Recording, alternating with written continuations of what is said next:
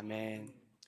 우리가 항상 이 믿음에 관해서 이 얘기를 나눌 때에 우리는 항상 상대적인 가치로 믿음을 다루곤 합니다. 그래서 우리가 쉽게 어떻게 얘기하죠?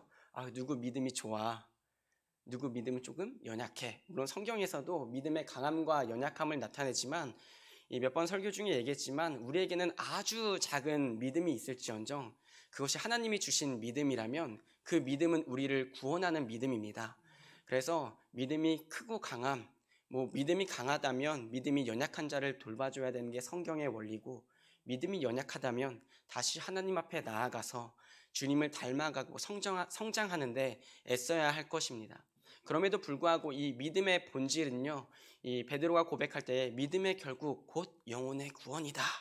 그 믿음이 크던 작던 그 믿음은 반드시 천국을 소망하게 돼 있고, 그 믿음은 반드시 예수 그리스도를 나의 구주로 고백하게 되어 있다는 것입니다. 그래서 어떨 때 이 청년들이나 혹은 장년부 어른들도 얘기를 할 때 믿음을 어떻게 하면 키울 수 있겠습니까? 이 질문이 제일 난처하거든요. 왜요? 저도 저를 모르니까요. 나도 내 믿음 하나 키우기 어떻게 해야 믿음이 클까 고민 중인데, 근데 단순하게 정말 믿음이 크는 방법이 한 가지 있다면 이 예배를 목숨을 걸고 드리는 것입니다. 이 예배라는 행위는 그저 우리 삶에 한 주에 한 번 찾아오는 루틴이 아니라 이 자리에 와서 내가 하나님 앞에 무릎을 꿇고 나는 이 세상과 내 자신을 섬기는 존재가 아니라 하나님을 섬기는 존재입니다. 그럼 그 고백 가운데서 하나님이 우리의 믿음을 성장시키리라 믿습니다. 그렇다면 그 믿음이 어떠한 가치를 가지고 있는가, 오늘 우리가 다 읽지는 않았지만 다니엘서 3장을 좀 통째로 전체로 보려고 합니다. 이 느부갓네살 왕이요, 이 신상을 하나 만듭니다. 그리고 자신의 나라에 있는 공직자들, 쉽게 말하면 공무원들을 다 불러가지고 이 악기 소리가 날 때 이 신상에 다 절해라. 이게 쉽게 말하면 어떤 얘기예요? 자신의 왕권과 왕위를요 더 굳세게 강화하는 거예요. 내가 이런 존재야. 너희들은 내 아래에 있는 존재야. 근데 한 가지 문제가 생겨요. 그 신상에 절하지 않는 세 사람이 있더라는 거예요. 근데 웃긴 것도 왕이 이 세 사람을 발견한 게 아니고요, 읽진 않았지만 8절에 이렇게 기록되어 있어요. 그때 어떤 갈대아 사람들이 나와 유다 사람들을 참소하니라. 우리가 세상이 우리를 참소하고 세상이 우리를 미워하는 이유가 있다면 무엇일까요? 우리가 거룩하고 깨끗해서일까요? 그렇진 않죠. 똑같이 살지만, 근데 그래도 우리가 왜 세상이 우리를 참소하고 사탄이 우리를 미워하냐면 세상의 기준과는 다른 기준으로 살려고 발버둥 치기 때문입니다. 즉, 지금 갈대아 사람들이 이 유다 사람, 특히 다니엘의 세 친구를 참소한 이유는 하나예요. 우리는 엎드리는데 왜 너는 엎드리지 않아? 왜 너희는 이 신에게 엎드리지 않아? 그러니까 세상은요, 믿음의 사람들을요 끊임없이 무너뜨리려고 해요. 그리고 마귀, 즉 사탄도요 우리의 신앙을 계속 무너뜨리려고 해요. 그래서 가장 좋은 게 무엇입니까? 우리에게 있는 연약한 부분들을요 마귀는 너무나 잘 알아요. 이 사람은 감정을 건드리면 시험 들 거야. 이 사람은 이걸 건드리면 시험 들 거야. 그리고 우리를 계속 참소하는 거예요. 너 왜 세상과 다르게 살려고 그래? 야, 너 이 부분 약하잖아. 내가 툭 건드리면 너 넘어질 거잖아. 마치 갈대아 사람들이요 그 틈을 노리고 마치 유심히 그 유다 사람들을 끝까지 쳐다보는 것처럼 갈대아 사람들이 왕 앞에 나아가서 왕이시여, 왕이 분명히 신상에 엎드리지 않으면 풀무불에 던져 넣는다고 했는데 엎드리지 않는 사람들을 제가 발견했습니다 라고 침소하는 것이죠. 그래서 왕이 굉장히 진노해서 이 세 사람을 불러냅니다. 다니엘의 세 친구를 불러내요. 그리고 내가 너희에게 마지막 기회를 주겠다. 지금이라도 너희가 내가 세운 신상에 엎드린다면 내가 너희를 살려줄 것인데 엎드리지 않는다면 너희를 더 뜨거운 풀무불에 던져놓겠다. 그때 믿음의 사람의 고백이 무엇입니까? 16절에 사드락과 메삭과 아벳느고가 왕에게 대답하여 이르되 느부갓네살이여, 우리가 이 일에 대하여 왕에게 대답할 필요가 없나이다. 좀 멋있죠? 저도 좀 이렇게 멋있게 신앙생활하면 좋을 것 같은데 너무 멋있는 거예요. 지금 이 왕 주변으로 누가 있겠습니까? 많은 신하들이 각 먼 타지에서 모여서 신상에 절하려고 모인 자리입니다. 왕이 그 자리에서 참소한 자의 얘기를 듣고 그 세 사람을 불러내고, 야, 너 지금이라도 나한테 엎드리지 않으면 너 죽을 거야. 무슨 얘기예요? 지금이라도 싹싹 빌어 내 왕권, 내 권능 아래, 내 위엄 아래 엎드려. 즉 오늘날로 적용하자면 세상의 권세와 세상의 그 강력함 가운 앞에 엎드려. 세상의 기준에 눈치 맞춰서 살아. 근데 어떤 대답을 하는 거예요? 왕의 그 질문은 대답할 가치도 없습니다. 분명히 이 세 사람은 공무원이었거든요. 왕의 아래에 있는 사람이었거든요. 근데 어떻게 대답해요? 왕의 질문은 대답할 가치가 없는 질문입니다. 그럼 몇 가지 생각해 봐야겠죠. 왜 이 세 친구가 이렇게 대답했을까요? 첫 번째로는요, 이 세 사람의 왕은, 진정한 왕은 하나님이셨기 때문입니다. 그리고 두 번째로는요, 이 신상에 절하는 것을 하나님이 기뻐하지 않으신다는 것, 아니 싫어한다는 것을 이 세 사람은 알았기 때문입니다. 그리고 세 번째로 자신에게 있는 믿음이 얼마나 고귀한 것인지를 알았기 때문입니다.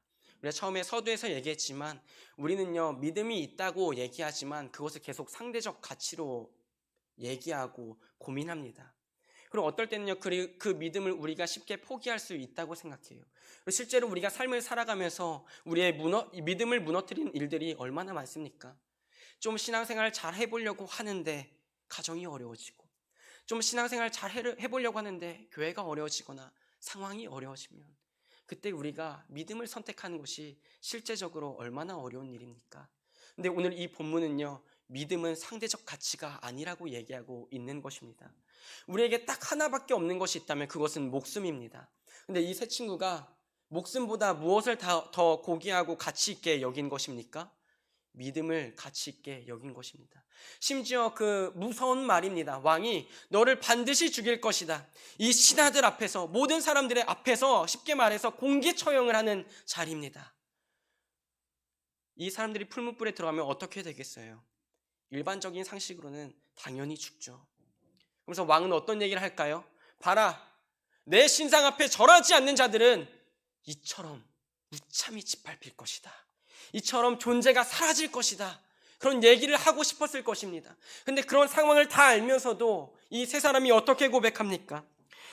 우리가 섬기는 하나님이 계시다면 우리를 맹렬히 타는 풀무불 가운데서도 능히 건져내실 것입니다. 그러나 그 뒤에 그렇지 않더라도 나는 신상 앞에 절하지 않겠습니다. 내 믿음은 목숨보다 귀한 것입니다. 내 믿음은 목숨과 상대적으로 비교할 수 있는 것이 아닙니다. 하나님이 주신 믿음은 절대적인 것이기에 내 목숨조차도 비교거리가 되지 않습니다. 하물며 왕의 질문 정도는 우습습니다. 뒤에 본문은 저희가 다음 주에 다루겠지만 우리가 이 본문을 통하여서 이 세 사람이 경험하고 이 세 사람이 생각한 믿음의 가치, 그럼 오늘 우리를 생각해 봐야겠죠. 우리가 생각하는 하나님이 주셨다라고 얘기하는 그 믿음은 어떤 가치를 가지고 있습니까? 이 사람들도 동일한 하나님을 믿었고 우리도 그 하나님을 믿고 있다고 고백하지만 왜 우리의 믿음과 그들의 믿음의 모습은 조금 다른 것 같을까요? 성경을 보면서 얼마나 회개할 일이 많습니까? 내가 믿음 있다고 사역자의 길을 걸어가지만 이런 믿음의 거장들의 모습을 성경이 기록하는 걸 볼 때마다 내가 정말 게을렀구나. 내가 가지고 있는 믿음은 정말로 연약했구나. 아니, 정말 믿음이라고 부를 수 있을까? 그럼 그때마다 우리가 기도하고 예배에 나와서 주님이 주시는 은혜가 무엇입니까? 그 믿음을 우리가 지켜내는 것이 아니라 오히려 반대로 그 믿음이 우리를 지킨다는 것입니다. 이 세 사람이 믿음이 좋아서 이 세 사람이 고백한 것이 아니고요. 사실은 이 세 사람 인생에서 하나님을 경험했던 그 수많은 경험이 그 심령 안에 하나님이 주신 믿음으로 말미암아 더욱 하나님을 굳세게 믿게 하였고 그 믿음이 오히려 이 세 친구를 순교의 자리까지 지켜준 것입니다. 인간의 눈으로는 풀무불에 던져질 죽음의 위기라고 하지만 반대로 하나님 입장에서는 죽더라도 목숨보다 귀한 믿음, 그 믿음이 오히려 이 세 친구를 지켜주고 있는 것입니다. 우리가 믿음의 길을 걸어갈 때요, 세상은 우리를 고소하고 사탄은 우리가 언제 넘어질까 살펴보고 있고 세상의 기준에 따라가지 않는다고 세상의 친구들은 우리를 외톨이로 만들 때도 있을 것입니다. 그러나 그때 우리가 이 본문을 기억했으면 좋겠습니다. 내가 모든 것을 다 잃을지언정 내게 주신 이 믿음이 어려울 때마다 주님, 그 주신 믿음으로 오히려 나를 지켜주십시오. 끝까지 예배자로 살아남아야, 끝까지 여호와를 경외한 자로 살아남아야 그것이 정말로 진정한 승리이거든요. 오늘 누군가 저에게 노대현 강도사님 믿음 있으십니까? 물어본다면 저는 거두절미하지 않고 없습니다라고 고백할 것 같습니다. 제가 무슨 믿음이 있겠습니까? 오히려 그러나 하나님이 믿음 없는 저에게 말씀을 믿는 믿음을 주심으로 그 믿음이 오늘 저를 지켜주고 있는 것이죠. 우리가 교회를 지키는 게 아니고 하나님이 교회를 지켜주시는 것이죠. 그래서 저에게 한 가지 소망이 있다면 정말 평화교회 예배가 살아나서 정말 하나님이 교회 문을 닫고 싶지 않으신 교회, 어떤 의미인지 이해가 가세요? 이 예배는 내가 꼭 받아야 되겠어서 교회 문을 닫을 수 없는 교회, 이 교회가 너무나 살아있어서 하나님이 이 예배만은 지켜주시는 교회 되기를 소망합니다. 오늘 이 시대에 누군가 믿음의 사람이 필요하다면 주님, 내게 믿음 주셔서 그 믿음으로 나를 좀 지켜주십시오. 그럼 제가 이 믿음 포기하지 않겠습니다. 우리가 금요일날 나눴지만 마태복음 4장 8절에서 10절에서도요 동일한 얘기거든요. 사탄이 와서 내가 이 세상의 모든 영광을 너에게 주겠다, 나에게 엎드리기만 하면. 근데 예수님이 어떻게 얘기해요? 야, 세상 것 가져와 봐라. 내가 하나님을 예배하지 세상 것 예배할 줄 아니? 네가 세상의 모든 것을 준다고 얘기해봐라. 이 믿음은 비교할 상대적인 게 아니야. 세상과 비교할 수 없는 절대적인 가치가 있는 믿음이기 때문에 나는 하나님께 예배한 것을 선택할 것이다. 우리도 이러한 믿음을 닮아가야겠죠.